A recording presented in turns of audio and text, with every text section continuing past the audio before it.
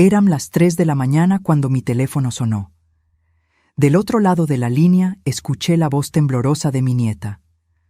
«Abuela, ayúdame, por favor». Cuando llegué a la mansión de la familia de su esposo, encontré a mi niña encerrada en un cuarto, con marcas en los brazos que me hicieron entender.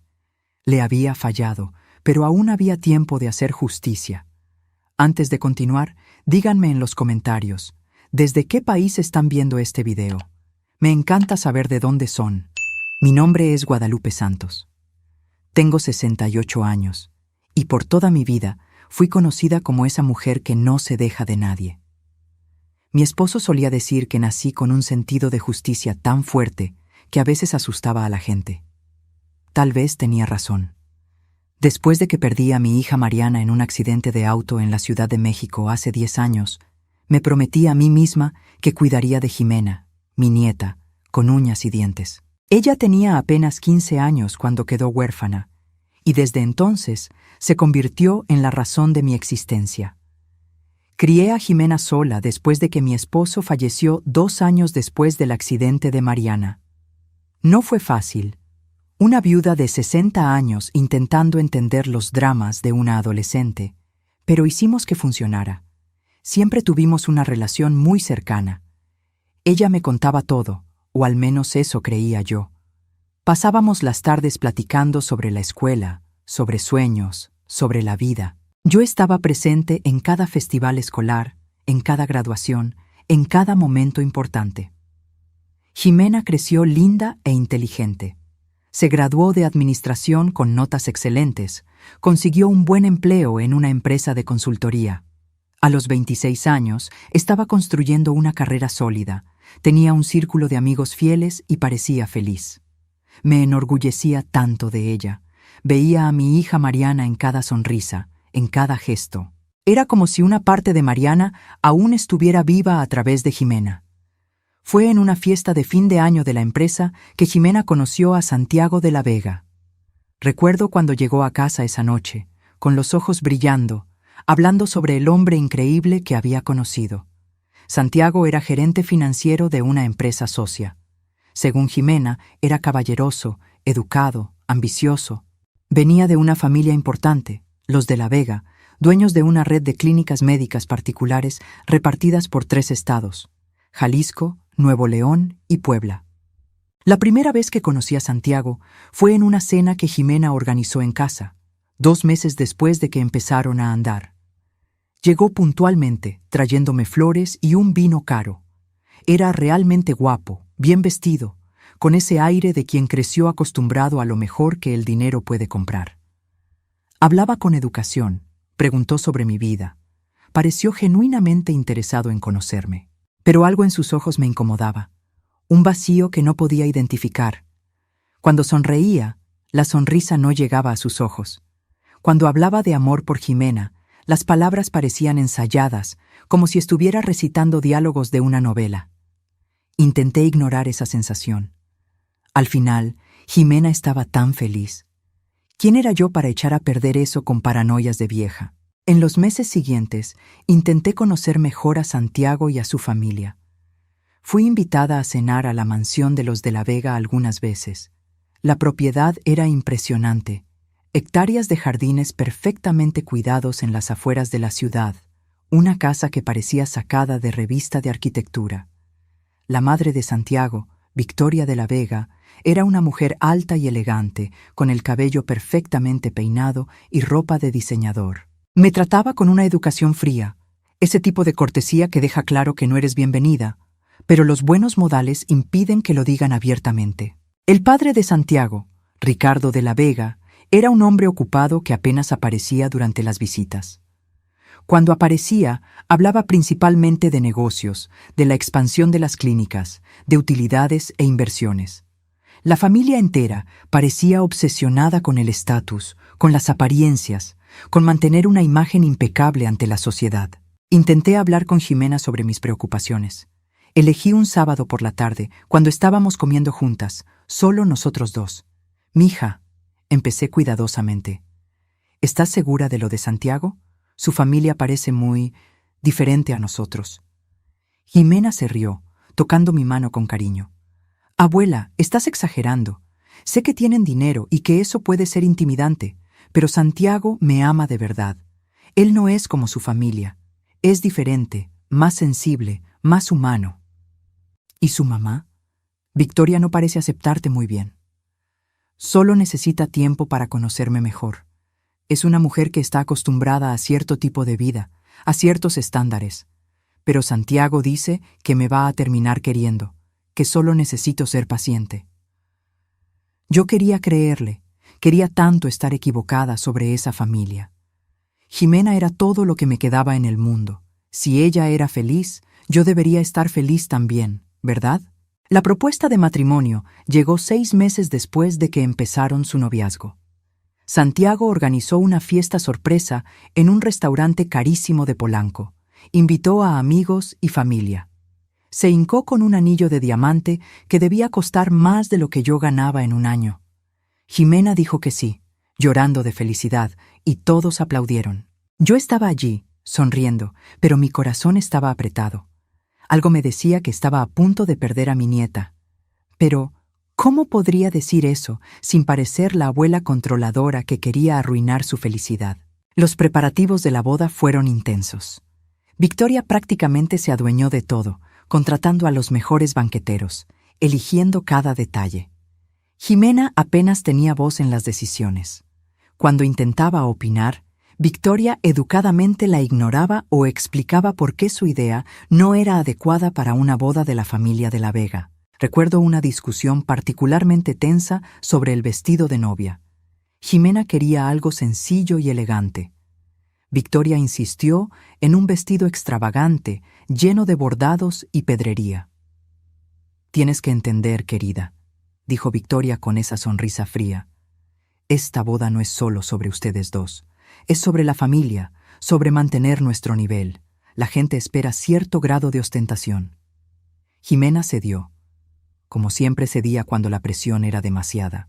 La boda se llevó a cabo un sábado soleado de marzo, hace 2 años. Una ceremonia grandiosa en la hacienda de la familia de la Vega en Querétaro. 300 invitados, la mayoría personas que yo nunca había visto en mi vida. Orquesta en vivo tocando música clásica. Una decoración que parecía de cuento de hadas, con flores importadas y candelabros de cristal instalados especialmente para el evento. Yo estaba allí, usando el mejor vestido que pude comprar, sonriendo en las fotos, saludando a personas que apenas disfrazaban su sorpresa al descubrir que yo era la abuela de la novia. Podía ver en sus miradas la pregunta no formulada. ¿Cómo una mujer sencilla como yo podía estar relacionada con alguien que se estaba casando con un de la Vega? Durante la ceremonia, cuando el sacerdote preguntó si alguien se oponía al matrimonio, tuve un impulso loco de levantar la mano, de gritar que algo estaba mal, que esa familia no era lo suficientemente buena para mi nieta. Pero me quedé en silencio, observando a Jimena decirle sí al hombre que juró amarla y protegerla. Después de la ceremonia, durante la recepción, intenté hablar con Jimena, pero siempre estaba rodeada de gente. Cuando finalmente logré un momento a solas con ella, tomé sus manos y la miré profundo a los ojos. «Mija, ¿eres feliz? ¿De verdad?» Ella sonrió, pero la sonrisa no llegó a sus ojos. «Claro, abuela, estoy feliz. Hoy es el día más feliz de mi vida». Pero había algo en su voz, una duda, una sombra que me hizo estar segura. Mi nieta estaba cometiendo un error terrible y yo no había hecho nada para impedirlo. En los primeros meses después de la boda, Jimena aún me visitaba seguido. Comíamos juntas cada semana en nuestra fonda favorita, un lugar sencillo donde servían comida casera. Hablábamos por teléfono casi diario. Ella me contaba sobre su adaptación a la vida de casada, sobre cómo era vivir en la casa de sus suegros mientras buscaban un lugar propio. Pero poco a poco noté cambios. Las visitas se fueron distanciando. Las llamadas eran más cortas. Cuando yo preguntaba cuándo nos veríamos de nuevo, Jimena siempre tenía una excusa. «Estoy ocupada, abuela», decía con voz cansada. «La familia de Santiago tiene tantos compromisos sociales.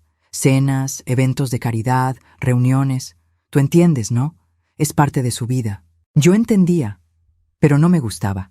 Empecé a notar otros cambios también. Ximena estaba más flaca, mucho más flaca. Su rostro, que siempre fue llenito y rosado, estaba pálido y afilado. Ojeras profundas marcaban sus ojos, haciéndola ver mucho mayor de sus 26 años. El brillo que siempre vi en ella, esa luz interior que la hacía especial, se estaba apagando.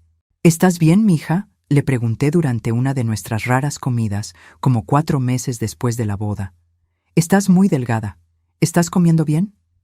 Ella desvió la mirada, picoteando la comida sin probarla realmente. «Solo cansada del trabajo, abuela. Han sido días pesados». «¿Y Santiago? ¿Se porta bien contigo?» «Claro que sí. Me ama mucho». Pero la respuesta salió automática, ensayada, sin emoción real. Intenté sacarle más plática, hacer preguntas más específicas, pero Ximena cambiaba de tema o miraba nerviosamente su celular. Era como si tuviera miedo de hablar, miedo de revelar algo que no debía.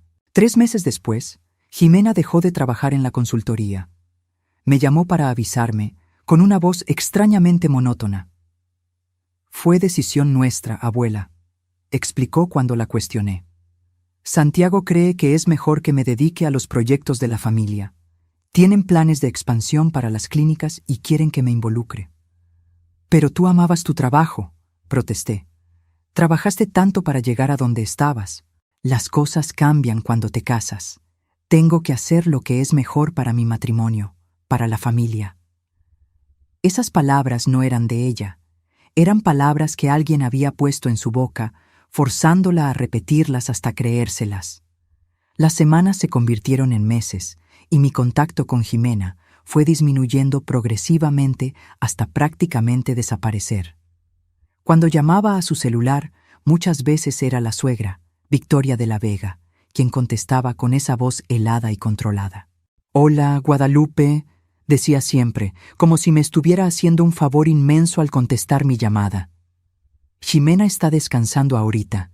Ya sabes, anda muy sensible últimamente. Necesita mucho reposo». Sensible. Esa palabra empezó a aparecer cada vez más en las conversaciones. Ximena está sensible. Ximena necesita tiempo para ella sola. Ximena no se siente bien, siempre con ese tono que sugería que algo andaba mal con mi nieta, como si fuera demasiado frágil para lidiar con la vida normal. «¿Puedo hablar con ella solo un minutito?», insistía yo, intentando mantener la calma aunque la sangre me hirviera en las venas. «No creo que sea buena idea hoy. Tuvo una crisis de ansiedad hace rato. El médico recomendó reposo absoluto, pero te prometo que le digo que llamaste». Y la llamada terminaba ahí, dejándome con más dudas que respuestas y una angustia en el pecho que solo crecía cada día. Intenté ir a su casa algunas veces, decidida a ver a mi nieta con mis propios ojos.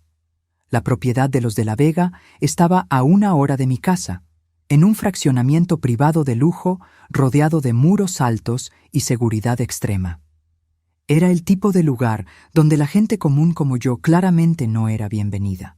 De las 5 veces que me aparecí sin avisar, no me dejaron entrar ni una sola vez. «Lo siento, señora», decía el guardia en la caseta, con un tono que dejaba claro que no lo sentía nada. «Usted necesita agendar una visita con anticipación. Son las reglas de la familia. Soy la abuela de Ximena. Solo quiero ver a mi nieta por unos minutos». «Entiendo, pero las reglas son claras. Sin cita previa no hay entrada. Puedo marcar a la casa y checar si hoy es buen día para visitas, si gusta». Marcaba, hablaba brevemente con alguien y siempre regresaba con la misma respuesta. «Lamentablemente, no es un buen momento. La señora Ximena no está recibiendo visitas hoy». Agendar para ver a mi propia nieta, como si fuera una extraña cualquiera, no la mujer que crió a esa niña desde los 15 años, que estuvo presente en cada momento importante de su vida. Aquello estaba completamente mal, y lo sabía en el fondo de mi alma. Pero, ¿qué podía hacer? ¿Llamar a la policía y decir qué? ¿Que mi nieta adulta y casada no quería verme?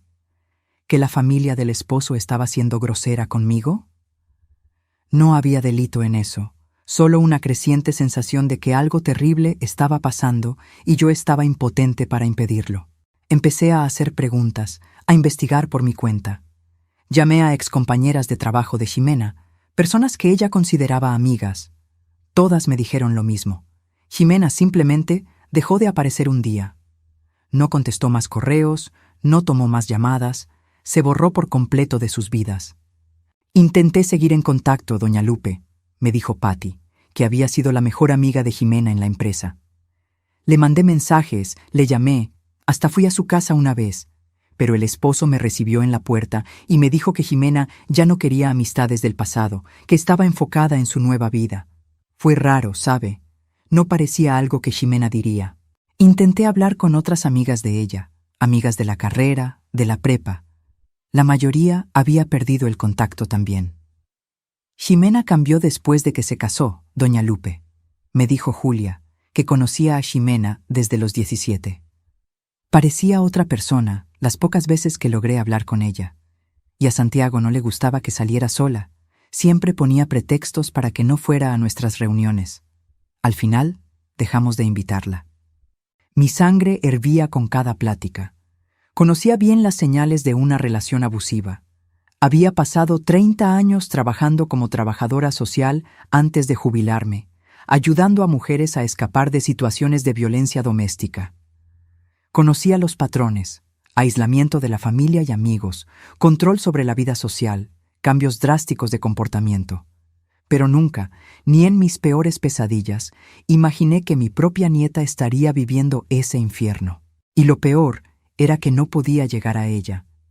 Era como si hubieran construido un muro infranqueable entre nosotros, y yo estaba del lado de afuera, gritando, pero mi voz no alcanzaba. Hace 3 meses, un domingo por la mañana, mi teléfono finalmente sonó. El nombre de Ximena apareció en la pantalla. Contesté al primer timbrazo, con el corazón acelerado. «¿Ximena? Mija, ¿eres tú?» Del otro lado, escuché sollozos. Mi nieta estaba llorando, ese tipo de llanto desesperado que viene desde el fondo del alma. «Abuela», logró decir entre los sollozos. «Abuela, necesito verte. Por favor». «Claro, mija. ¿Dónde estás? Voy por ti ahorita mismo». «No puedo salir. Santiago, él no me deja. Le puso seguro a mi carro, me quitó mi otro celular. Este es un teléfono viejo que encontré escondido en un cajón. Pero necesito decirte algo. Necesito». Antes de que pudiera seguir, escuché una voz de hombre al fondo, irritada y cortante. «¿Con quién estás hablando?» La voz de Ximena cambió instantáneamente, se volvió artificial, forzadamente alegre. «Con mi abuela, amor. Solo estábamos quedando para comer la próxima semana». Escuché un golpe, como si el teléfono se hubiera caído. Voces ahogadas discutiendo. Después, la línea se quedó muda. «¿Ximena? ¡Ximena!», grité al teléfono, pero ya no había nadie del otro lado. La llamada se había cortado. Intenté marcar de regreso inmediatamente. El teléfono sonó una vez y se fue directo al buzón de voz. Marqué otra vez. Lo mismo. Seguí intentando durante horas, dejando mensajes desesperados, rogándole que me llamara de vuelta, que me dijera que estaba bien. Nunca llamó. Pasé esa noche y las semanas siguientes tratando de contactarla de todas las formas posibles. Llamé al teléfono fijo de la casa de los de la Vega decenas de veces. Victoria siempre contestaba, siempre con el mismo cuento. Ximena estaba indispuesta, estaba descansando, no podía hablar. Mandé mensajes al celular de Ximena, todos entregados, ninguno leído. Envié cartas por correo. Nunca recibí respuesta. Volví al fraccionamiento, esta vez con más insistencia, exigiendo que me dejaran pasar. «Señora, si sigue causando disturbios, voy a tener que llamar a la policía», me amenazó el guardia. «Llámala, llama a la policía. A mi nieta la tienen prisionera ahí adentro». Pero no llamó, y eventualmente tuve que irme, furiosa e impotente. Busqué ayuda legal. Agendé una cita con un abogado que una antigua compañera me recomendó. Le expliqué toda la situación: el aislamiento progresivo, el cambio de comportamiento, la llamada desesperada, mi incapacidad de hacer contacto. El abogado, un hombre de mediana edad con mirada compasiva, escuchó todo pacientemente. Después, con la gentileza de quien tiene que dar malas noticias, me explicó la realidad. Doña Lupe, entiendo su preocupación. Como abuela, debe ser desesperante. Pero técnicamente, Ximena es una adulta de 26 años. Está casada. Si ella no hace una denuncia formal de abuso, si no busca ayuda activamente, no hay mucho que podamos hacer legalmente. Pero la tienen contra su voluntad, argumenté, sintiendo que las lágrimas de frustración me quemaban los ojos. Lo escuché en su voz. Tiene miedo. Le creo. Pero necesitamos pruebas concretas. Una llamada telefónica no es suficiente. Si usted pudiera hablar con ella en persona, documentar señales visibles de abuso. No me dejan acercarme a ella. Lamentablemente tienen ese derecho. Es propiedad privada, a menos que tengamos una orden judicial, y para conseguir una orden necesitamos evidencias de que se está cometiendo un delito. Era un círculo vicioso imposible. Para ayudar a Ximena, necesitaba pruebas. Para conseguir pruebas, necesitaba tener acceso a ella. Pero para tener acceso, necesitaba pruebas. Salí del despacho del abogado sintiéndome derrotada. Pero la derrota me duró solo hasta que llegué a casa. Porque ahí, mirando las fotos de Ximena repartidas por mi sala, Ximena de niña, Ximena de adolescente, Ximena graduándose de la carrera, tomé una decisión. Si el sistema legal no me iba a ayudar, tendría que encontrar otro camino. Decidí investigar por mi cuenta, reunir las pruebas que necesitaba, descubrir exactamente qué le estaba haciendo esa familia a mi nieta. Empecé investigando todo lo que pude encontrar sobre la familia de la Vega y sus clínicas. Por encima, todo parecía perfecto, casi demasiado bueno para ser cierto. Premios de excelencia en atención médica, certificaciones de salubridad, testimonios maravillosos de pacientes satisfechos publicados en su sitio oficial, fotos de instalaciones lujosas que más parecían hoteles de 5 estrellas que clínicas médicas. Pero cuando rasqué más hondo, usando búsquedas avanzadas y sitios de quejas al consumidor, encontré grietas en esa fachada brillante.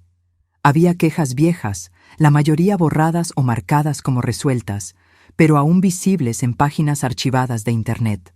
Encontré registros de demandas laborales que nunca prosperaron, todas misteriosamente retiradas o resueltas con acuerdos confidenciales. Ex empleados que salieron de repente de las clínicas, algunos con quejas públicas que después desaparecieron sin explicación. Un patrón se empezó a formar frente a mí. Las clínicas de La Vega tenían muchos secretos que no querían que se supieran. Hice una lista de todos los ex empleados que pude identificar a través de redes sociales profesionales y foros de empleo. Eran 17 personas que habían trabajado en las 5 clínicas de la red en los últimos 5 años y salido en circunstancias dudosas. Empecé a contactar a cada una de ellas. La mayoría no contestó mis mensajes. Algunos bloquearon mi perfil de inmediato. Pero 3 personas aceptaron platicar, siempre y cuando fuera en persona y en lugares públicos discretos. La primera fue Beatriz Costa, una enfermera que había trabajado en la clínica principal por 3 años antes de ser despedida. Nos vimos en un café pequeño en una colonia alejada. Llegó nerviosa, mirando constantemente a su alrededor como si esperara que la estuvieran siguiendo. ¿Doña Lupe? Empezó después de que pedimos café, sus manos temblaban al sostener la taza. Necesito que entienda algo antes de que platiquemos. Firmé un contrato de confidencialidad cuando me fui. Si se enteran que hablé con usted, me pueden demandar. Me pueden destruir financieramente.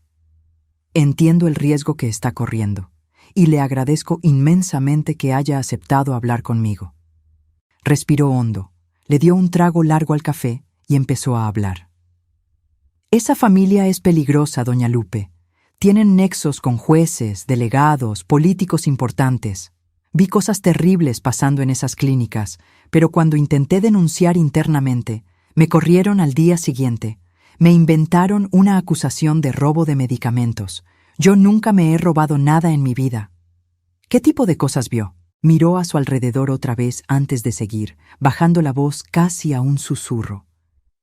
medicación inadecuada administrada a pacientes, personas que mantenían internadas mucho más tiempo del necesario porque entre más tiempo se quedaban, más ganaba la familia, diagnósticos manipulados, exámenes alterados para justificar tratamientos caros e innecesarios. Se me revolvió el estómago. ¿Y los pacientes no se quejaban? ¿No intentaban irse? Los sedaban. O sus diagnósticos eran ajustados para incluir tendencias suicidas, lo que le daba a la clínica autorización legal para retenerlos contra su voluntad. Vi familias siendo manipuladas, convencidas de que sus seres queridos estaban demasiado enfermos para que les dieran el alta. ¿Y quién cuestionaba? Su rostro se endureció, sus ojos se llenaron de lágrimas. Una compañera mía, Andrea, empezó a hacer muchas preguntas sobre ciertos procedimientos. Era técnica de enfermería. Llevaba 6 años ahí. 2 semanas después de que amenazó con llevar documentos a la Secretaría de Salud, le plantaron drogas en su bolsa durante una revisión de rutina. La corrieron por falta de probidad, perdió su cédula profesional, le destruyeron la vida. Todos sabíamos que era una trampa, pero ¿quién se iba a meter con los de La Vega? ¿Tiene pruebas de alguna de esas cosas? Negó con la cabeza. Me corrieron sin dejarme recoger mis cosas. Los guardias me escoltaron hasta afuera del edificio. Pero sé que otros empleados tomaron fotos, hicieron grabaciones. El problema es que todos tienen demasiado miedo para usarlas. Salí de ese café con más preguntas que respuestas, pero también con la confirmación de que mis sospechas eran ciertas. Esa familia era criminal, y Jimena estaba en sus manos. El segundo ex empleado fue Marcos Lima, un médico que trabajó en la clínica de rehabilitación de la familia por 2 años. Nos vimos en un parque, eligió una banca aislada lejos de cualquier cámara de seguridad. Entré a esa clínica pensando que iba a ayudar a la gente, me contó, con el rostro marcado por la culpa y el arrepentimiento. Me tomó solo 3 meses darme cuenta de que aquello era una operación de explotación financiera disfrazada de tratamiento médico. ¿A qué se refiere? Pacientes con problemas leves de ansiedad eran diagnosticados con trastornos psiquiátricos graves. Personas que buscaban tratamiento por estrés eran internadas con diagnósticos de brotes psicóticos. Y una vez internadas, las medicaban tan pesado que desarrollaban síntomas reales que justificaban su internación prolongada. Sentí náuseas subiendo por mi garganta. Eso es monstruoso. Es criminal. Intenté cuestionarlo, me mandó llamar la doctora Victoria de la Vega en persona. Me dijo, y nunca voy a olvidar esas palabras, que me pagaban muy bien por seguir protocolos, no por tener opiniones. Cuando insistí en que estaba violando mi juramento médico, me recordó que tenía amigos poderosos y que mi carrera dependía de mi cooperación. ¿Se salió? Renuncié al día siguiente, pero firmé una cláusula de confidencialidad a cambio de una compensación económica. Básicamente, me sobornaron para que me callara, y acepté porque tenía miedo. Me miró con ojos atormentados. Sé que fui un cobarde. Vivo con esa culpa todos los días. ¿Su nieta está ahí?, preguntó de repente. La pregunta me tomó por sorpresa. ¿Cómo lo sabe? Porque está aquí haciéndome estas preguntas. Porque veo en su cara la misma desesperación que vi en las caras de otras familias tratando de sacar a los suyos de ese lugar. Hizo una pausa. ¿Cuánto tiempo lleva ahí? No estoy segura, al menos unos meses. Movió la cabeza, sombrío. Entre más tiempo se quede, peor va a ser. La medicación que usan crea dependencia. El cuerpo se acostumbra. Cuando eventualmente sale, si es que sale, la persona queda con secuelas. Problemas neurológicos, dificultad de concentración, cambios de personalidad a veces permanentes. Esas palabras me pegaron como un golpe en el estómago. Con cada día que pasaba, a mi nieta la estaban dañando de formas que tal vez nunca se podrían revertir por completo. La tercera persona que aceptó hablar fue Valeria Santos, ex psicóloga de la clínica. Nos vimos en su propia casa, después de que insistió en que era más seguro que cualquier lugar público. Trabajé ahí 4 años, me contó mientras tomábamos té en su cocina. Entré llena de ideales, queriendo ayudar a personas con adicciones y problemas mentales. Salí sintiendo que había participado en crímenes contra la humanidad. Me contó sobre pacientes siendo forzados a participar en terapias experimentales que no tenían base científica alguna, sobre sesiones de terapia grabadas sin consentimiento y usadas después para manipular a los familiares, sobre registros médicos falsificados para justificar internamientos eternos. Había una paciente, me dijo Valeria, con la voz entrecortada, joven, bonita, inteligente. Había sido internada por la familia del esposo con diagnóstico de trastorno de personalidad, pero platicando con ella, quedó claro que no tenía nada más que tristeza por estar encerrada contra su voluntad. Llevé mis observaciones a la supervisión. Me dijeron que dejara de involucrarme emocionalmente y siguiera el plan de tratamiento establecido. ¿Qué pasó con ella? Se quedó 6 meses internada. Cuando salió, era una persona completamente diferente, apática, sin vida en los ojos. Los medicamentos habían destruido algo esencial en ella. Esa descripción me aterrorizó. ¿Eso era lo que le estaba pasando a Jimena? ¿Se estaba convirtiendo en una versión vacía de ella misma?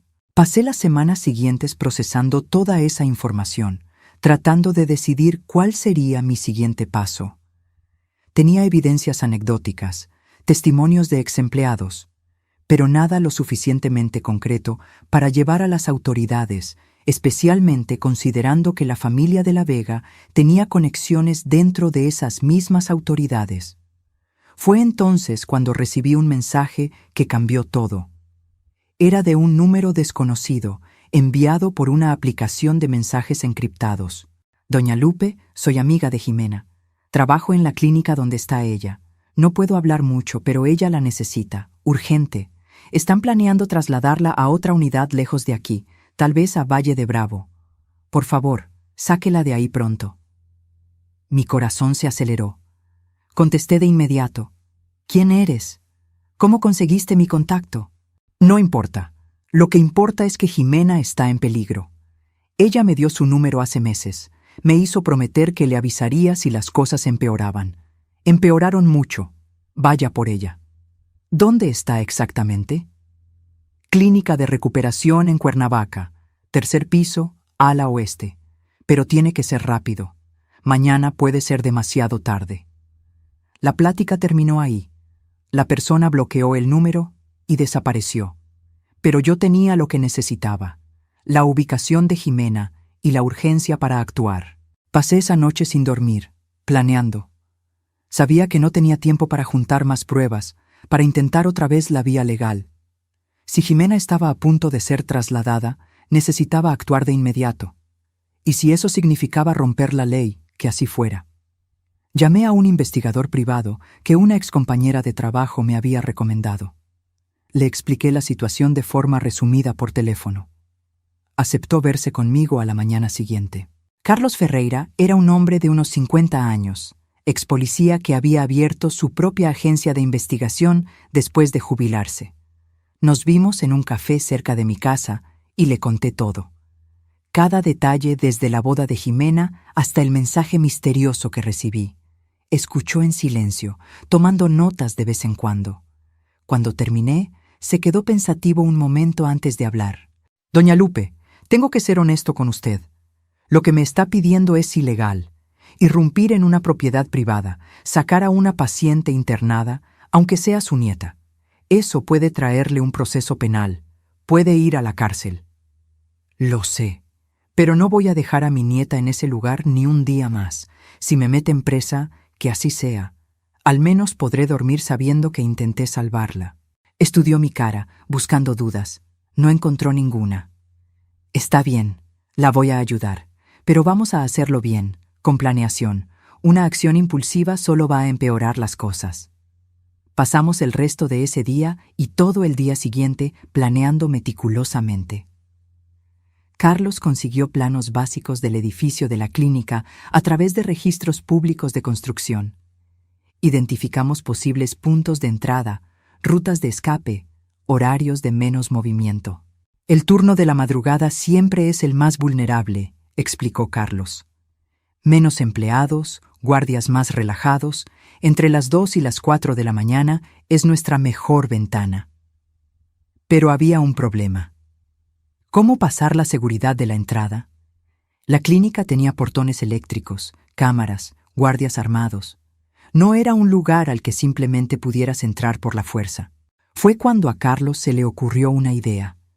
Conozco a alguien que trabaja en una empresa de mantenimiento de sistemas de aire acondicionado. Esas clínicas de lujo tienen contratos regulares de mantenimiento. Si conseguimos uniformes y credenciales falsas, nos tomó 2 días conseguir todo. Uniformes de una empresa real de mantenimiento, gafetes falsos pero convincentes, una camioneta vieja pintada con el logo de la empresa, hasta herramientas y equipo para parecer legítimos. Si alguien checa con la empresa real, nos van a descubrir de inmediato, me advirtió Carlos. Así que tenemos que ser rápidos. Entrar, sacar a Jimena, salir. 15 minutos máximo. Quedamos para el martes por la noche, 3 días después de recibir el mensaje misterioso. Carlos iría conmigo. Traería a un ayudante, un excompañero de la policía de confianza llamado Roberto. 3 personas para asegurar que lográramos sacar a Jimena a salvo. La noche antes de la operación, preparé una maleta pequeña con ropa para Jimena, documentos importantes, dinero.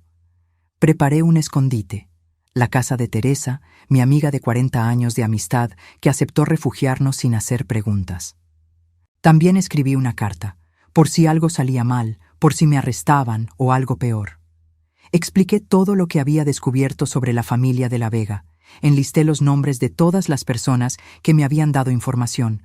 Adjunté copias de todas las notas que había tomado. Le dejé la carta a Teresa con instrucciones de entregarla a las autoridades si yo no regresaba. «Vas a regresar», me dijo Teresa firmemente, abrazándome.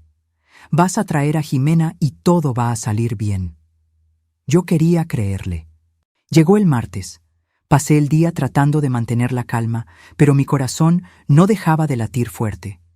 Revisé el plan decenas de veces. Chequé y rechequé la maleta de Jimena. Llamé a Carlos 3 veces para confirmar que todo estaba listo. «Doña Lupe, respire», me dijo en la tercera llamada. «El nerviosismo excesivo estorba.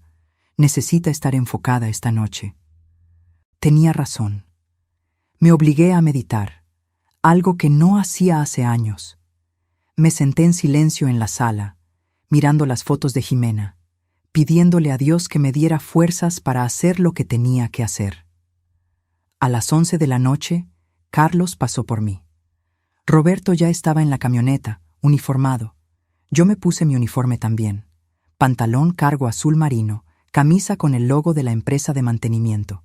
Carlos me dio un gafete falso con mi nombre y foto. «Si alguien pregunta, usted es inspectora senior de sistemas de climatización», instruyó mientras manejábamos. «Está aquí para revisar un problema reportado en el 3er piso. Tenga seguridad. La gente insegura levanta sospechas». El viaje hasta Cuernavaca tomó más de 1 hora. Llegamos a la zona de la clínica alrededor de la 1 de la mañana. Carlos paró la camioneta en una calle lateral a unas cuadras. «Vamos a repasar el plan una última vez», dijo, volteando a vernos a Roberto y a mí. Llegamos a la caseta diciendo que nos llamaron por una emergencia de mantenimiento. Yo hablo, ustedes asienten y se ven profesionales. Si nos dejan entrar, vamos directo al 3er piso. Lupe, ¿sabe el número del cuarto? Me había memorizado cada detalle del diseño que Carlos consiguió. Cuarto 307 ala oeste. Exacto. Llegamos ahí, sacamos a Jimena, decimos que tiene que ser evacuada temporalmente por cuestiones de seguridad debido al trabajo de mantenimiento que vamos a hacer. Salimos rápido antes de que alguien cuestione. ¿Preguntas? Roberto checó el equipo que llevaba. Un maletín de herramientas que se veía profesional, pero estaba prácticamente vacío. ¿Y si hay resistencia? Improvisamos, pero lo ideal es no llegar a ese punto.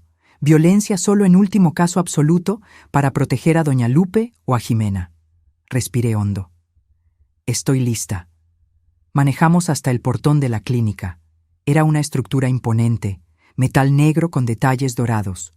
Una caseta de vigilancia iluminada al lado. Carlos tocó el claxon educadamente. Un guardia salió, medio modorro. Carlos bajó la ventana. «Buenas noches. Somos de Clima Expert, mantenimiento de sistemas de climatización.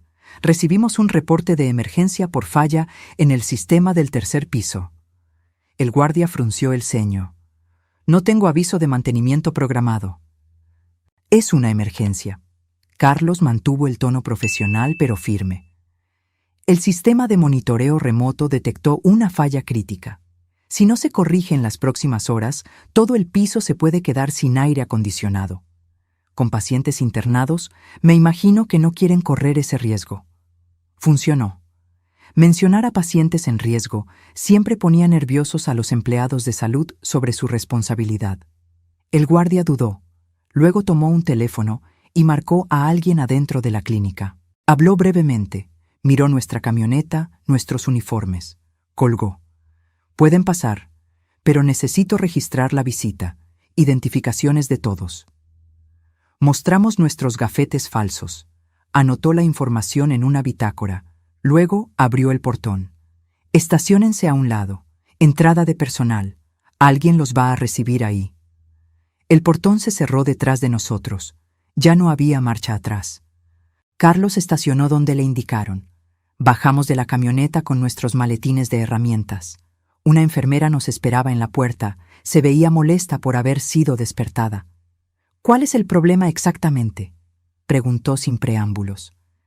El sensor de temperatura del tercer piso está reportando una falla crítica, contestó Carlos con seguridad ensayada. Necesitamos revisar la unidad central y los ductos de ese piso. Ella suspiró. Tercer piso.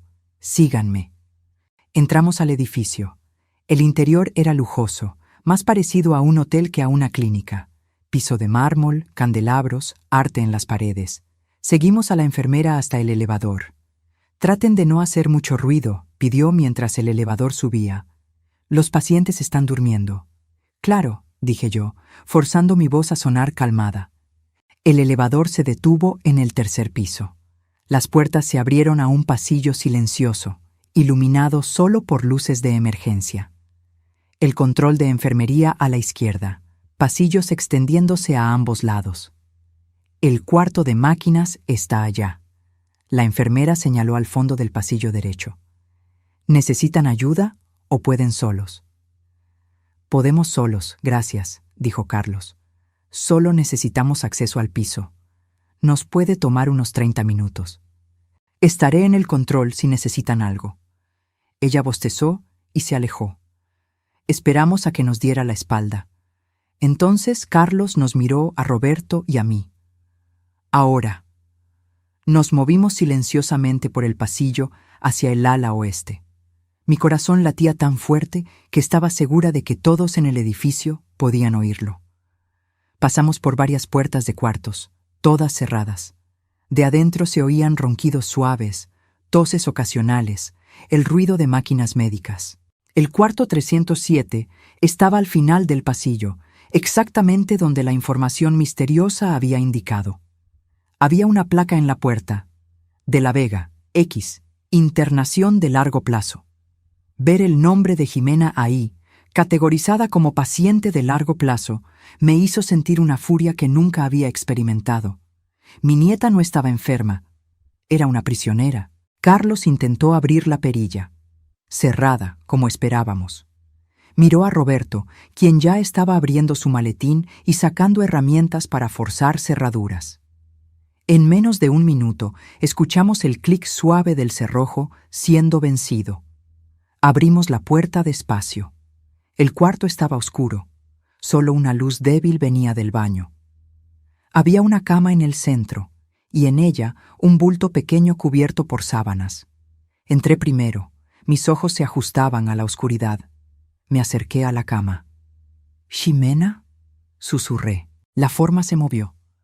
Un quejido bajo. Jalé la sábana cuidadosamente y casi me desmorono al ver a mi nieta.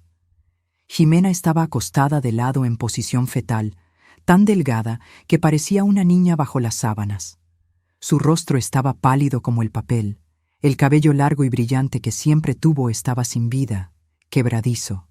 Ojeras profundas como moretones marcaban sus ojos cerrados. Pero lo que me destruyó fueron sus brazos.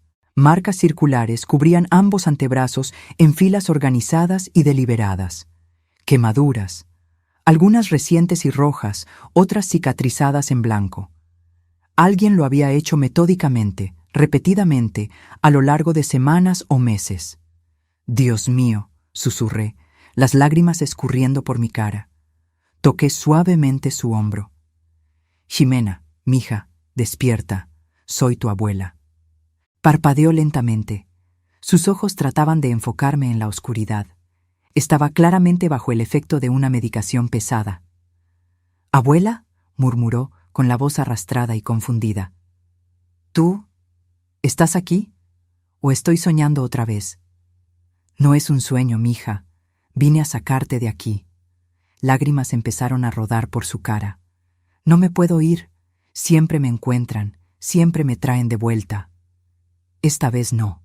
Te vas conmigo y nunca más regresas a este lugar. Te lo prometo». Carlos se acercó, hablando bajo. «Doña Lupe, tenemos que ser rápidos. La enfermera puede venir a revisar en cualquier momento». Ayudé a Ximena a sentarse. Se tambaleó, mareada por la medicina. Miré alrededor y vi una bata colgada en la silla. Se la puse, luego le puse sus pantuflas. «¿Puedes caminar?» «Creo que sí», murmuró, pero cuando intentó levantarse, sus piernas le fallaron. Roberto la sostuvo antes de que cayera. «Yo la cargo», dijo él, tomándola en brazos con cuidado. Ximena no pesaba casi nada. Salimos del cuarto. El pasillo seguía silencioso. Empezamos a caminar de regreso hacia el elevador, intentando vernos normales, como empleados haciendo su chamba. Fue cuando escuchamos la voz desde el control de enfermería. «¡Hey! ¿Qué están haciendo con esa paciente?». La enfermera que nos había recibido estaba de pie, mirándonos con una sospecha creciente en el rostro. Carlos no dudó. «Procedimiento de emergencia. El sistema de climatización de su cuarto tiene una fuga de gas refrigerante. Tenemos que evacuarla temporalmente mientras hacemos la reparación». Pero la enfermera no se estaba tragando el cuento. Tomó el teléfono del control. «Voy a llamar a la supervisora». «No tenemos tiempo para eso», dijo Carlos, caminando más rápido. «Es cuestión de seguridad. Si hay una fuga real, la paciente corre riesgo». Empezó a marcar. Nos dimos cuenta de que en segundos todo el edificio estaría en alerta. Carlos me miró. «Plan B. Corran». Corrimos. Roberto cargando a Ximena, Carlos y yo atrás. La enfermera le gritó a alguien. Las alarmas empezaron a sonar. Las luces se encendieron en el pasillo. Llegamos al elevador. Piqué el botón repetidamente, desesperada. Las puertas se abrieron. Gracias a Dios seguía en el piso. Entramos. Carlos picó la planta baja. Las puertas empezaron a cerrarse cuando vi a 2 guardias doblando la esquina del pasillo, corriendo hacia nosotros. Uno de ellos gritó que detuviéramos el elevador. Las puertas se cerraron por completo. El elevador bajó. «Nos van a estar esperando abajo», dijo Roberto, todavía cargando a Ximena. «¿Hay salida de emergencia?», pregunté. Carlos pensó rápido. «Escalera de incendios.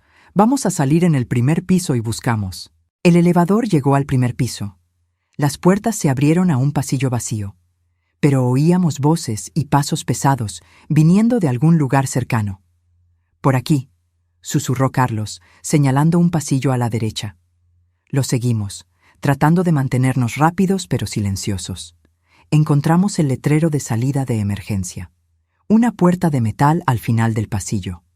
Carlos la empujó, cerrada con llave. «Roberto, necesito que abras esto, ya». Roberto puso a Ximena cuidadosamente en el suelo, recargada en la pared, y trabajó en la cerradura. Yo sostuve a mi nieta, susurrándole palabras de consuelo mientras oía los pasos cada vez más cerca. «Ya casi», murmuró Roberto, sudando. Las voces estaban más cerca ahora. Oí a alguien dando órdenes de revisar todas las salidas. Clic. El cerrojo cedió. Roberto empujó la puerta y se abrió a la noche fría. La alarma de incendios se disparó, ruidosa e imposible de ignorar. «Al diablo con la alarma», dijo Carlos. «Vámonos». Roberto cargó a Ximena otra vez. Bajamos una escalera de metal externa. Estaba alta, 3 pisos, y cada paso hacía que la escalera vibrara peligrosamente. Finalmente llegamos al suelo. Estábamos en la parte de atrás del edificio. La camioneta estaba del otro lado. «Tenemos que rodear», dijo Carlos. Corrimos por los jardines perfectamente cuidados de la clínica. Las luces se encendían por todo el edificio. Oía gritos, órdenes siendo dadas. Pronto, todo el lugar estaría bajo llave. Llegamos al lateral del edificio. La camioneta estaba a 50 metros, pero entre nosotros y ella había 3 guardias. «¡Ahí!», gritó uno de ellos señalándonos. No hubo de otra. Corrimos directo hacia la camioneta. Carlos llegó primero, abrió la puerta trasera. Roberto prácticamente aventó a Jimena adentro y brincó tras ella. Yo entré y Carlos azotó la puerta. Uno de los guardias intentó bloquearnos el paso. Carlos prendió el motor y aceleró, haciendo que el hombre saltara a un lado. Pasamos por el portón todavía parcialmente abierto, que no se había cerrado por completo después de nuestra entrada. El metal raspó el costado de la camioneta, pero logramos pasar. Y entonces estábamos en la calle, acelerando por la noche, con mi nieta inconsciente en el asiento de atrás y las sirenas empezando a sonar detrás de nosotros. «¿Va a salir bien?», pregunté, mi voz temblando. «Tiene que salir bien», contestó Carlos, manejando rápido pero no tanto como para llamar la atención. «Tenemos tal vez 15 minutos antes de que avisen a la policía. Necesito llevarlas al punto de transferencia». El punto de transferencia era un estacionamiento vacío a 20 minutos, donde otro carro nos esperaba. Un carro común, sin nexo con la camioneta. Cambiaríamos de vehículo ahí antes de que alguien pudiera rastrear la camioneta. Miré a Jimena acostada en el asiento, tapada con una cobija que Roberto le había puesto encima. Estaba semiconsciente, murmurando palabras raras, pero estaba conmigo. Estaba fuera de ese lugar infernal. Le tomé la mano, esa mano tan delgada que podía sentir cada hueso, y lloré. Lloré de alivio, de coraje, de miedo por lo que vendría después. Pero también lloré de esperanza, porque por primera vez en meses mi nieta estaba a salvo. Llegamos al punto de transferencia sin broncas. Carlos estacionó la camioneta detrás de una bodega abandonada. Otro carro estaba esperando, un sedán negro sin características distintivas, manejado por una mujer de unos 40 años, a quien Carlos presentó solo como Mariana. «Es de confianza», fue todo lo que dijo. Pasamos a Jimena al asiento de atrás del sedán. Estaba más consciente ahora, con los ojos abiertos pero todavía confundida. «Abuela, ¿dónde estamos?» «Yendo a un lugar seguro, mija. Pronto vamos a estar en casa». Mariana manejó en silencio por carreteras secundarias, evitando las autopistas principales, donde había más chance de encontrar retenes. Nos tomó 3 horas llegar a la casa de Teresa, tomando rutas indirectas y parando de vez en cuando para estar seguros de que no nos seguían. Cuando finalmente llegamos, el sol estaba empezando a salir. Teresa nos esperaba en la puerta, con la cara marcada por la preocupación y el alivio. «Gracias a Dios», susurró cuando me vio. Luego miró a Jimena y se llevó la mano a la boca. «Ay, Dios mío, Lupe, ¿qué le hicieron?». Cargamos a Jimena para adentro y la acostamos en el cuarto de visitas que Teresa ya tenía listo. Estaba temblando ahora, con sudor frío. «Son los efectos de la medicina», explicó Mariana. Descubrí entonces que era enfermera, excompañera de Carlos. Está en abstinencia. Necesitamos un médico. «Conozco a alguien», dijo Teresa, ya tomando el teléfono. «La doctora Patty. Es discreta y no va a hacer preguntas». La doctora llegó en menos de 1 hora. Era una mujer de mediana edad, con mirada gentil pero profesional. Examinó a Jimena en silencio, tomando notas, checando signos vitales. Cuando vio los brazos de Jimena y notó las quemaduras, su mandíbula se apretó de rabia contenida. Después del examen, me llamó para platicar en la sala. «Doña Lupe, su nieta está grave. Fue medicada muy pesado por un periodo largo. Antipsicóticos, benzodiazepinas, estabilizadores del ánimo en dosis que se considerarían excesivas incluso para alguien con trastornos psiquiátricos severos. Ella no tiene trastornos psiquiátricos, afirmé. Le creo, pero su cuerpo ahora es físicamente dependiente de esas sustancias. Cortarlas de golpe puede causar convulsiones, delirios, en casos extremos, puede ser fatal. Necesito hacer una desintoxicación gradual controlada y va a tomar semanas, posiblemente meses. ¿Usted puede hacer eso? Dudó. Puedo, pero necesito saber en qué me estoy metiendo. Es obvio que a esta joven la sacaron de alguna institución sin el proceso legal adecuado. Si ayudo, puedo perder mi cédula. Puedo ir a la cárcel. La miré directo a los ojos. Doctora Patty, a mi nieta la torturaron. Vea sus brazos. Esas marcas no son de ella. Alguien la quemó repetidamente, de forma deliberada y sistemática. La tenían prisionera, drogada contra su voluntad, abusada. La saqué de ahí porque no había otra forma de salvarla. Y ahora necesito a alguien que ponga el juramento médico por encima del miedo a las leyes. Se quedó en silencio por un buen rato, procesando. Finalmente asintió. Voy a ayudar, pero vamos a hacerlo bien. La voy a monitorear de cerca, ajustando la medicina poco a poco. Va a tener síntomas difíciles: ansiedad, insomnio, temblores, posiblemente alucinaciones. No va a ser fácil. Vamos a aguantar. La doctora Patty se quedó la mayor parte de ese primer día, estabilizando a Jimena, dándole la primera ronda de medicina reducida. Dejó instrucciones detalladas y prometió volver al día siguiente. Mientras tanto, el mundo afuera explotaba. Las noticias sobre la fuga de Jimena llegaron a los medios ya a media tarde. Pero la historia que estaban contando no era la verdad. Prendí la tele y vi el titular. Paciente psiquiátrica secuestrada de clínica de rehabilitación. Familia desesperada por información. El reportaje mostraba la fachada lujosa de la clínica. Luego cortaba a una entrevista con Victoria de la Vega. Estaba impecablemente vestida, con los ojos rojos pero secos, la voz controlada y temblorosa en su justa medida. Jimena está muy enferma, decía a la cámara. Sufre de trastorno bipolar grave con episodios psicóticos. Estaba recibiendo el mejor tratamiento posible, empezando a presentar mejorías. Y entonces, alguien se la llevó. Alguien que no entiende la gravedad de su condición. Ella necesita medicina, supervisión médica constante. Sin eso, se puede hacer daño o lastimar a otros.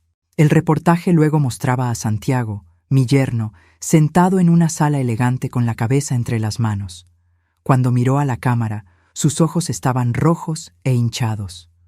«Solo quiero a mi esposa de vuelta», dijo con la voz quebrada. «Jimena, si me estás viendo, por favor, regresa a casa. Todos estamos preocupados por ti. Tu abuela está confundida. Ella no entiende que necesitas ayuda profesional. Por favor, nena, regresa». La actuación era perfecta. Cualquier persona viendo eso creería que era un esposo amoroso desesperado por su esposa enferma. La siguiente parte del reportaje fue sobre mí. Mostraron mi foto, una foto vieja, de hace años, con el texto Guadalupe Santos, 68 años, buscada por la policía. La policía está buscando a Guadalupe Santos, abuela de la paciente, decía el reportero. Es acusada de allanamiento de morada, secuestro y agresión. Testigos relatan que irrumpió en la clínica con cómplices durante la madrugada, agredió a empleados y huyó con su nieta. Agresión. Me estaban acusando de haberle pegado a alguien. Claro que sí. Necesitaban pintarme como violenta e inestable. Autoridades advierten que Guadalupe Santos puede estar armada y que la paciente Jimena de la Vega corre grave peligro. Cualquier persona con información debe contactar a la policía de inmediato. Apagué la tele, sintiendo náuseas. En pocas horas habían creado toda una historia pintándome como la villana peligrosa y a ellos como las víctimas preocupadas. Carlos me llamó poco después. ¿Vio las noticias? Las vi. La policía la está buscando activamente. Ya salió la orden de aprehensión, allanamiento, secuestro, agresión a empleados de la clínica. La están pintando como peligrosa. ¿Qué hago? Por ahora, quédese escondida. Estoy trabajando en juntar pruebas contra la familia de la Vega. hablando con más ex-empleados, buscando expacientes que puedan haber sufrido abusos similares. Si logramos armar un caso sólido demostrando que la clínica es una fachada criminal, podemos darle la vuelta a esta historia. Pero eso tomaría tiempo. Mientras tanto, yo era una fugitiva. Los días siguientes fueron intensos. Jimena pasó por momentos muy duros conforme su cuerpo reaccionaba a la reducción de la medicina. Tuvo episodios de temblores violentos, vómitos, sudor extremo. Tuvo alucinaciones, gritando sobre cosas que no existían. Tuvo terrores nocturnos, despertando aterrorizada sin saber dónde estaba. Yo me quedaba a su lado durante todo eso. Le sostenía la mano durante los temblores. Le limpiaba la cara cuando vomitaba. Le susurraba palabras de consuelo durante los pánicos. La doctora Patty venía a diario, a veces 2 veces al día, ajustando la medicina, monitoreando sus signos. «Está luchando», me decía la doctora. «Es buena señal. Significa que tiene fuerzas para recuperarse». En los momentos de lucidez, Jimena empezó a contarme lo que había pasado. No todo de jalón. Le dolía demasiado hablar por mucho tiempo. Pero en pedacitos, durante semanas, la historia completa emergió. Me contó cómo todo empezó poco a poco tras la boda. Santiago volviéndose controlador, aislándola de amigos y familia. Las vitaminas que él insistía que tomara, que en realidad eran drogas que la dejaban confundida y paranoica. Él grababa mis momentos malos, me dijo una tarde, con las lágrimas rodando. Cuando me ponía mal por las drogas que él me daba, me grababa. Juntó horas de video haciéndome parecer loca. Usó eso para convencerme de que realmente estaba enferma. El internamiento se lo presentaron como temporal, solo unas semanas para que se estabilizara. Jimena firmó los papeles porque estaba confundida, porque Santiago y Victoria la convencieron de que era por su propio bien. En cuanto entré a esa clínica, dijo, con el cuerpo temblando por el recuerdo, me di cuenta de que había cometido un error terrible. Pero ya era tarde. Me pusieron en un cuarto que se veía acogedor, pero era una cárcel. La puerta se cerraba por fuera, las ventanas estaban selladas. Y las medicinas... Abuela, me daban tantas medicinas. Las dosis estaban ajustadas para mantenerla apática, incapaz de resistirse o quejarse de forma efectiva. Cuando intentaba protestar, le decían que era parte de su enfermedad, que la negación era un síntoma del trastorno. Y las quemaduras. Dios mío, las quemaduras. Fue Victoria, susurró Jimena, tocando las cicatrices en sus brazos.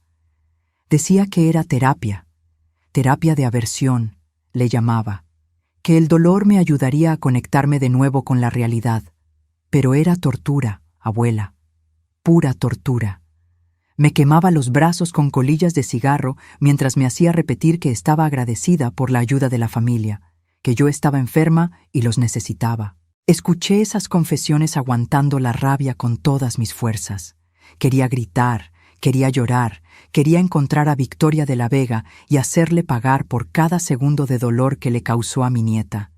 Pero Jimena necesitaba que yo fuera fuerte. Necesitaba un refugio seguro, no más caos emocional. Así que me tragué mi furia y fui la abuela que ella necesitaba. Mientras Jimena luchaba por recuperarse, Carlos trabajaba sin descanso, juntando evidencias contra los de la Vega.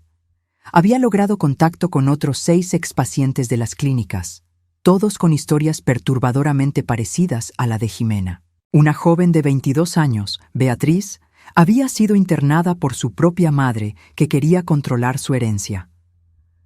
Pasó 9 meses en la clínica, drogada al punto de casi no poder hilar pensamientos. Cuando finalmente salió, había perdido su trabajo, sus amigos, casi su cordura. Un hombre de 35 años, Eduardo, fue internado después de que su esposa, que tenía una aventura con su mejor amigo, lo convenciera de que estaba teniendo un colapso nervioso. Las clínicas de La Vega dieron los diagnósticos falsos necesarios para justificar la internación larga. Mientras él estaba ahí, su esposa vendió todos sus bienes y desapareció con el amante. Cada historia era más chocante que la anterior, y todas seguían el mismo patrón: diagnósticos dudosos, medicina excesiva, aislamiento de la familia, tortura psicológica disfrazada de tratamiento. Carlos también consiguió copias de documentos internos filtrados por empleados valientes. Tablas que mostraban cómo la clínica calculaba ganancias basadas en el tiempo de internamiento. Correos discutiendo cómo alargar tratamientos para facturar más. Protocolos de medicación que no tenían base médica legítima. «Tenemos material suficiente para hundir a la familia», me dijo Carlos durante una visita. «Pero tenemos que llevar esto a las autoridades correctas. La policía local está comprada por ellos. Tengo que ir más arriba». Tenía un contacto en la Fiscalía General. Una fiscal conocida por su integridad y por no doblarse ante presiones políticas. La LIC. Marta Andrade había hecho carrera procesando delitos de cuello blanco y corrupción de alto nivel. Carlos logró una reunión con ella.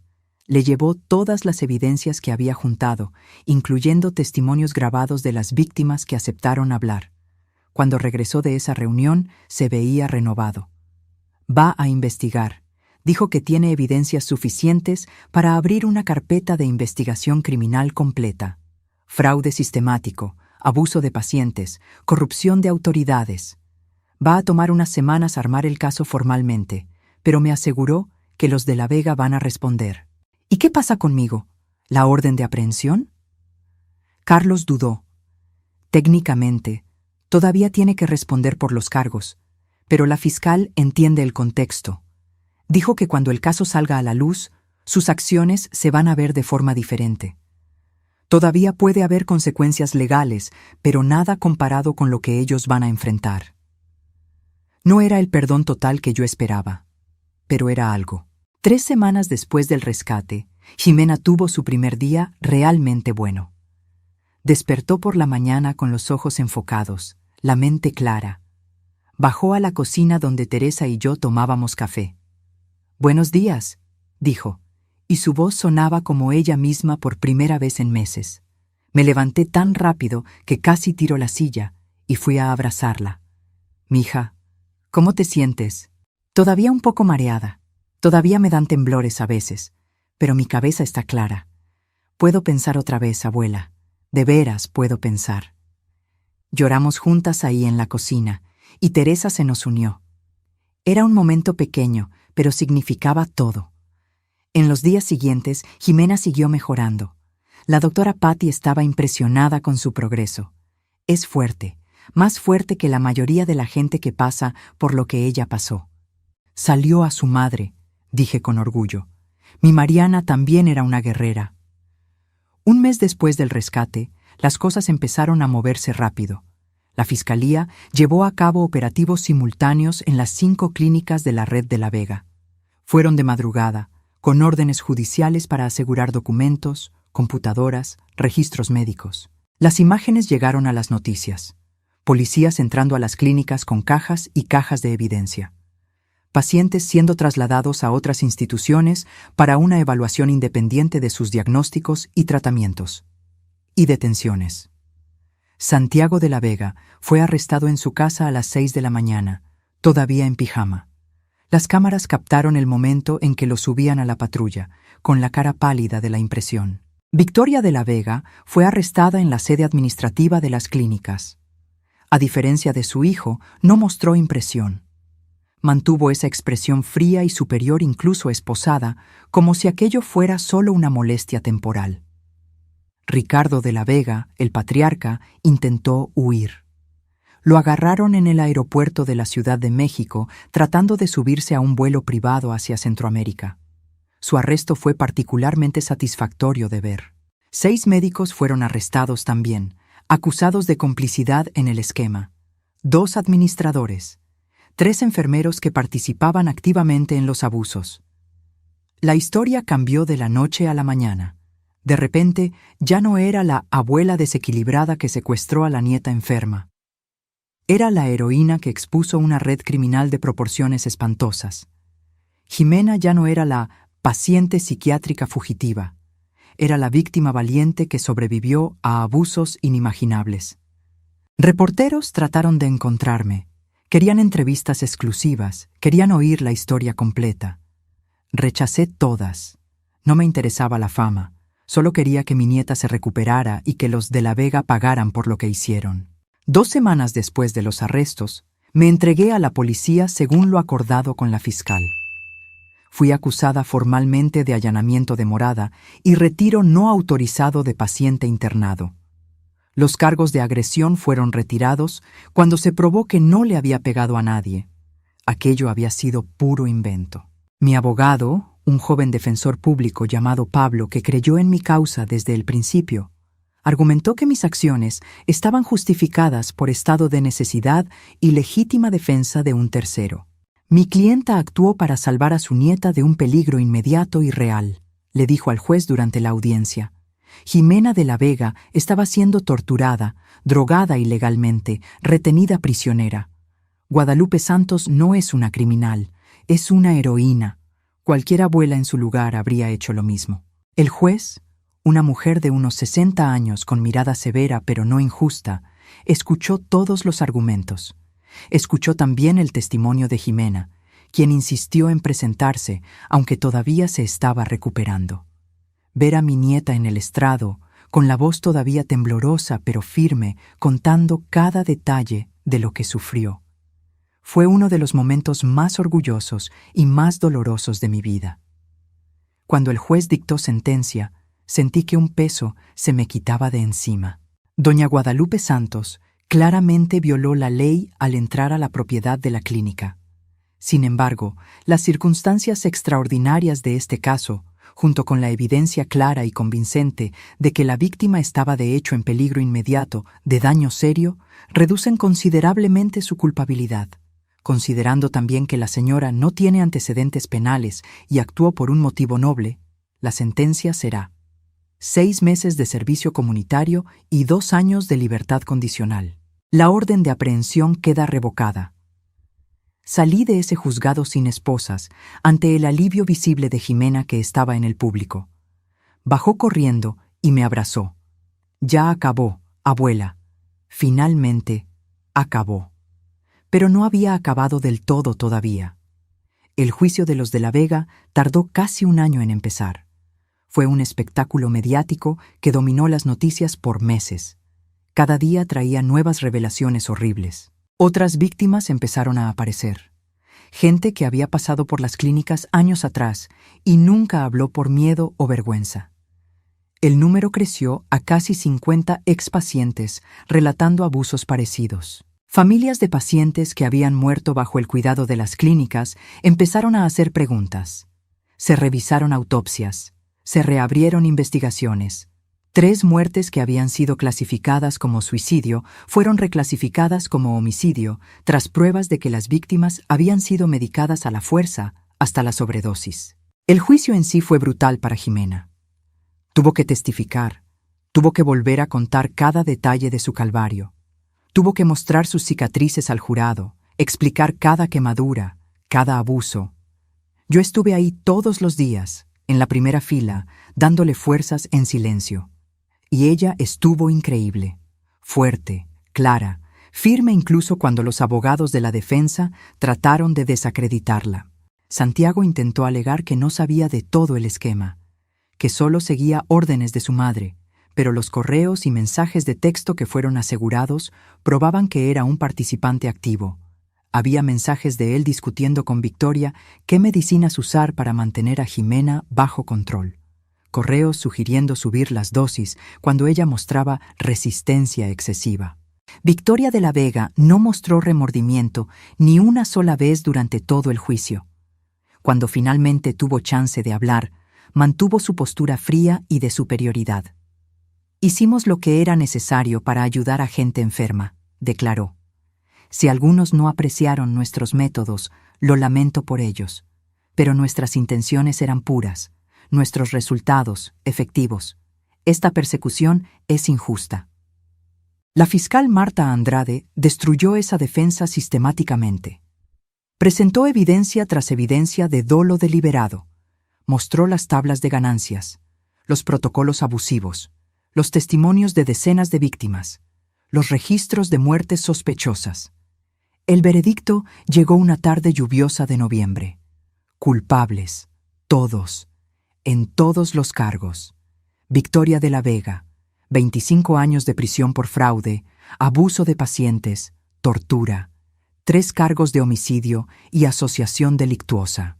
Santiago de la Vega, 20 años por los mismos cargos, excepto homicidio directo, pero incluyendo complicidad. Ricardo de la Vega, 18 años por asociación delictuosa, fraude financiero y corrupción.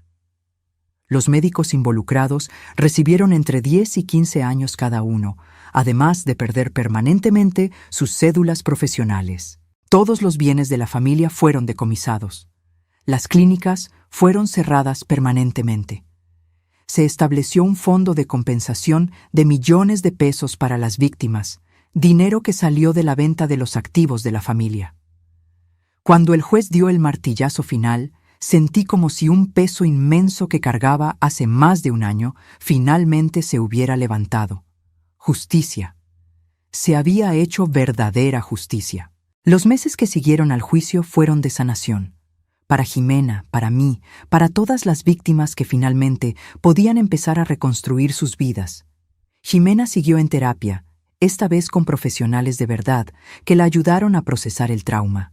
No fue fácil.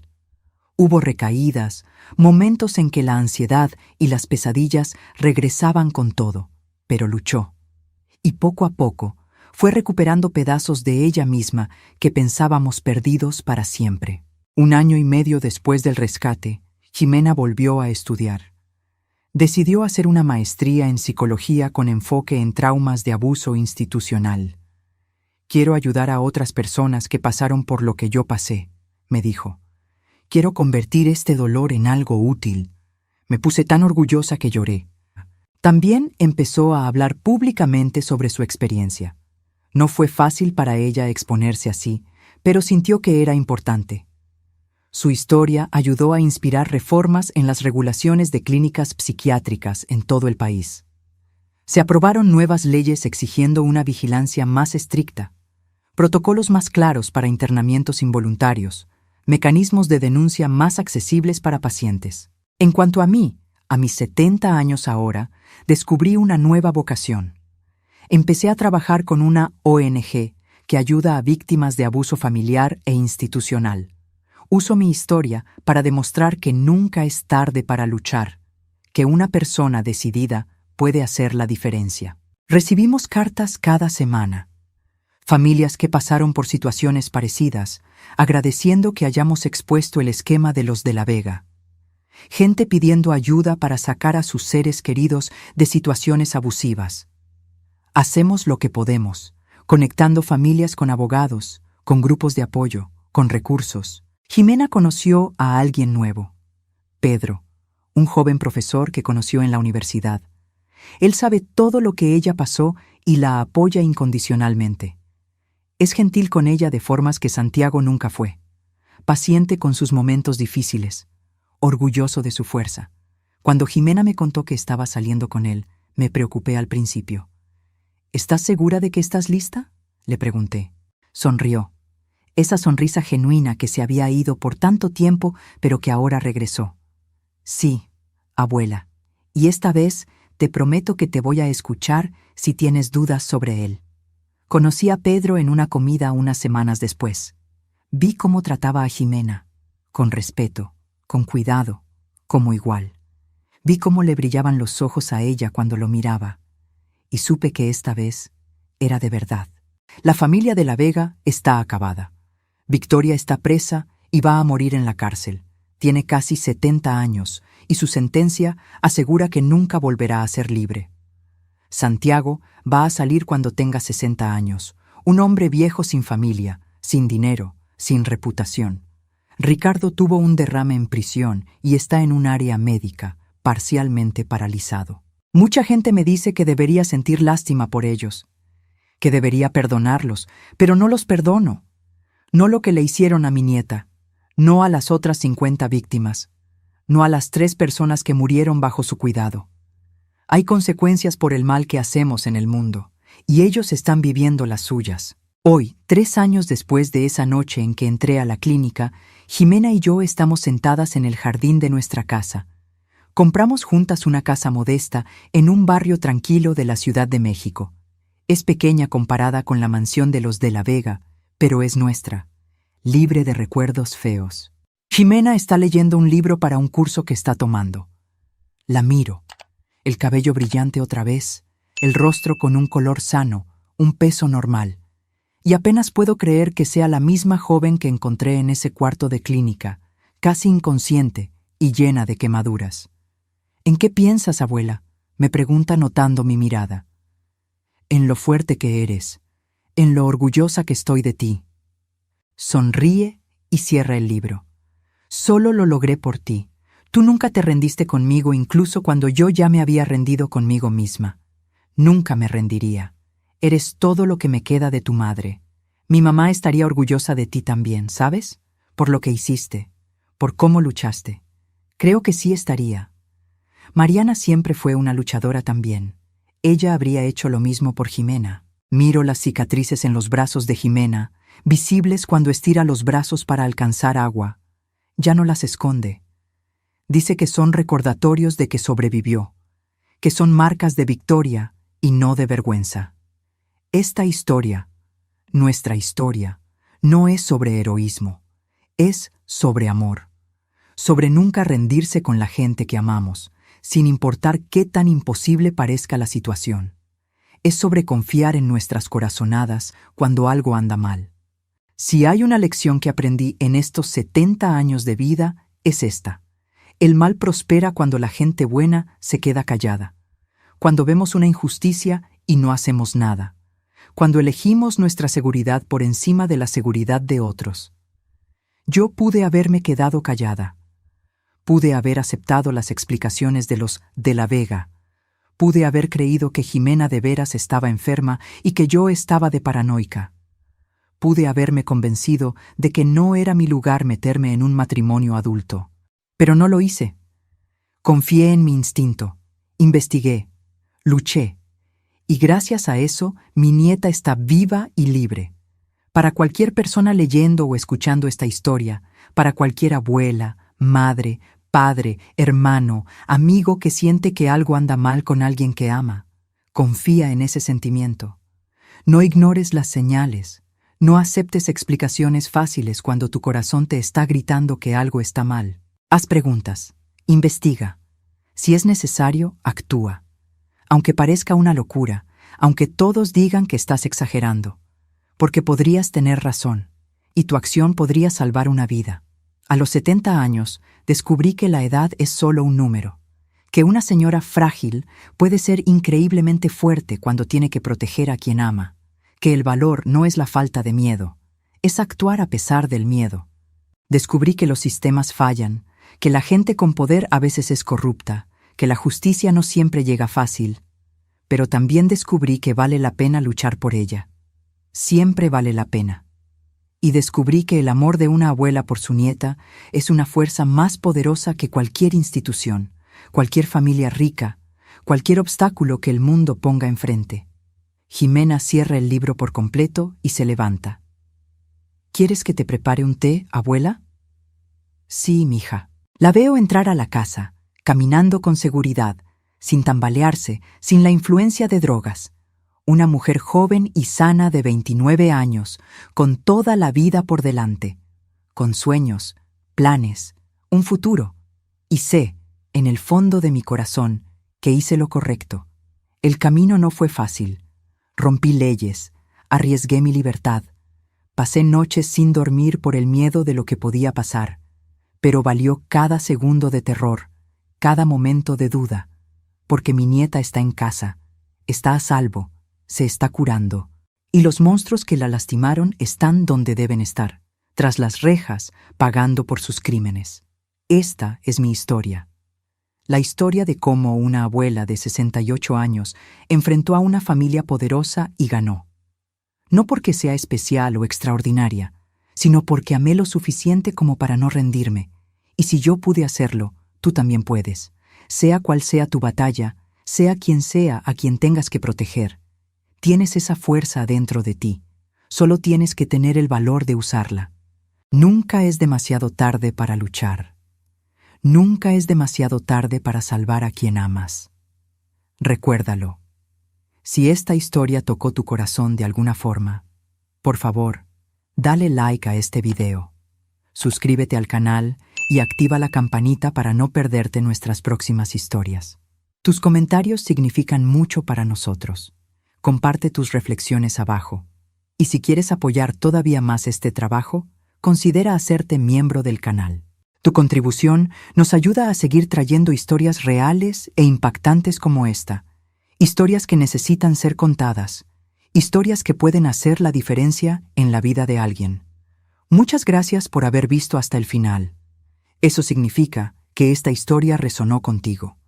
Nos vemos en el próximo video. Y recuerda, nunca te rindas con la gente que amas.